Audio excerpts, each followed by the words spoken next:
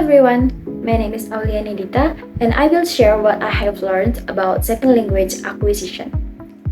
In the third semester second language acquisition teaching course, I have studied several topics related to SLA. Some topics include language environment, internal processing, effects of personality and age on SLA, and then the role of the first language. In this video, I will review the materials that I have studied for one semester. The sources of the materials that I will review come from the book Language 2 by Heidi Dulay, Marina Bird, and Stephen Krasen, and also several other internet references related to the topics. Let's start with the learning environment. There are two main factors. They are macro and micro environmental factors. The first is macro environmental factors, and the first is naturalness. When the focus of the speaker is on the form of the language environment is formal.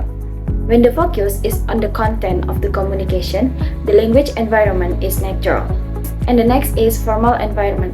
Formal environmental factors refer to the structured, planned, and institutionalized aspects of language learning, such as schools, universities, and language courses. And the third is the learner's role in communication. Communicative exchanges may be defined according to the manner in which the learner participates in them. In one-way communication, the learner listens or reads but doesn't respond verbally. In restricted two-way communication, the learner listens and responds, but the response is neither nonverbal or not in the target language. In full two-way communication, the learner responds in the target language. And the next is availability of concrete reference subjects. Communication about the here and now ensures that the learner understands most of what is being said in the late. Communication about the here and now ensures that the learner understands most of what is being said in the new language and makes progress in acquiring new structures and vocabulary. And the last from macro is target language models. The learner's choice of model significantly affects the quality of speech produced. Research studies indicate the following preferences: peers over teachers, peers over parents, and members of one's own ethnic group over non-members. And the next is micro-environmental factors. While macro-environmental factors are the broad overall characteristics of the language environment, micro-environmental factors are characteristics of specific structures of the language the learner hears.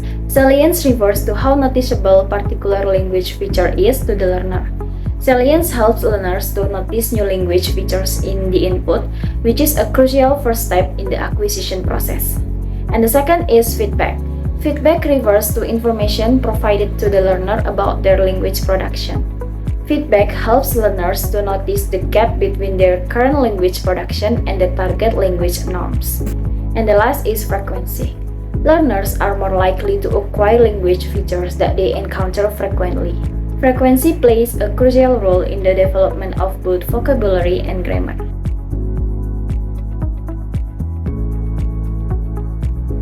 Let's jump to the other topic, it is internal processing. The first is creative construction. Learners actively construct their own interlanguage, a system of rules that is different from both their first language and the target language. The system is gradually modified as learners receive more input and refine their hypotheses about the target language. And the next is input, the language that learners are exposed to.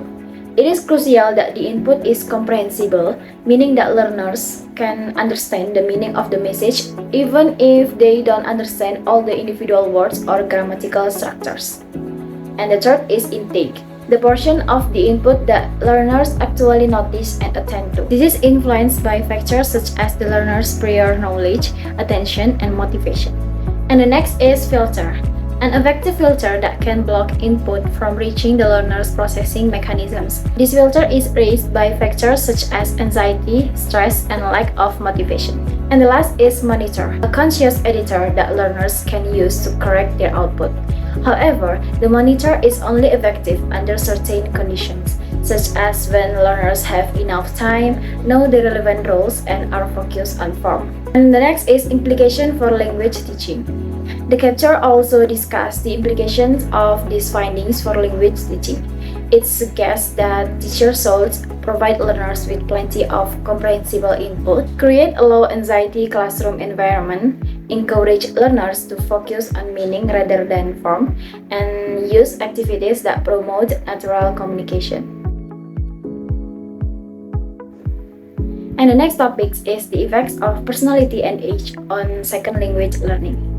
The researchers have so far studied in relation to second language learning, including self-confidence level, capacity to empathize, and analytical tendency.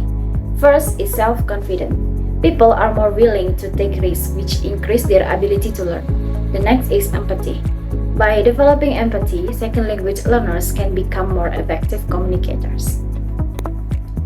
And last is analytical tendency. Individuals with a strong analytical tendency tend to be more logical, rational, and detail-oriented.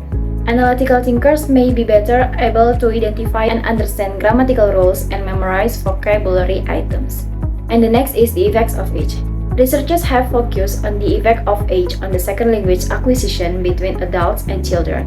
Usually, children are more successful acquiring the phonological system, but adults appear to progress faster in syntax and morphology.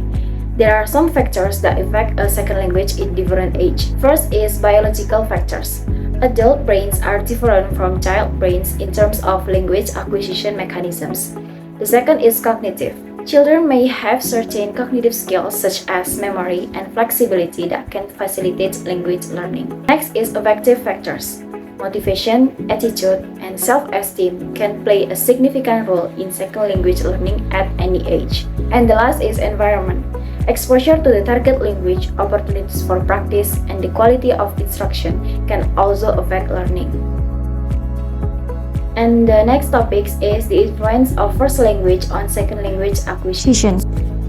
Speakers usually develop their first language at an early age, which is also supposed to be the only language they can perceive when they start to master the skill of expressing themselves. In contrast, the second language is often acquired based on their first language system without the linguistic environment of the target language.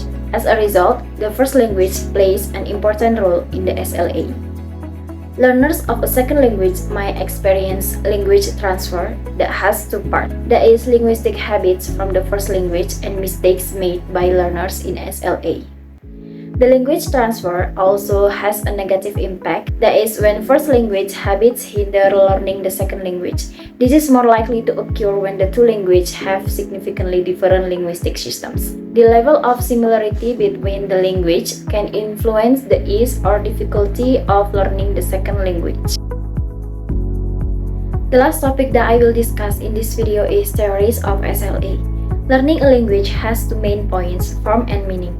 By form, we learn about the structure of language, and meaning is to learn how we communicate what's on our mind. Teacher needs to learn more about one theory because one theory is not the best one. Then teacher also have to match with students' different learning style and students' needs. There are three theories in SLA. First, linguistic perspectives includes monitor theory and universal grammar.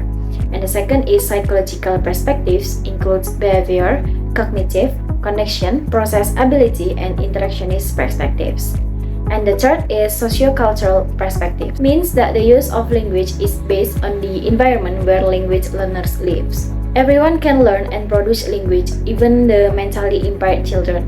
They may not produce the language, but they understand. Based on Stephen Krassen's theory, learning is different from acquiring. Learning is on purpose and systematically, but acquiring is not on purpose. Stephen Krassen states that learning and acquisition are two different things. Learning is about knowing a language in a conscious process, while acquisition is subconsciously processing language skills through context. Krassen's theory of language acquisition are the acquisition learning hypothesis emphasizes on how learning and acquisition are two completely different things. The monitor hypothesis emphasizes on how we detect errors and scans for accuracy to make correction. The natural order hypothesis emphasizes on how learners cannot just understand the subject on their first time. And next, the input hypothesis emphasizes on the differences of input in learner's environment. And the next is the affective hypothesis emphasizes on how motivation, self-confidence, and anxiety has a significant impact in SLA. I think that's all of my review about what I have learned in second language acquisition teaching course. Thanks for your attention and have a good day!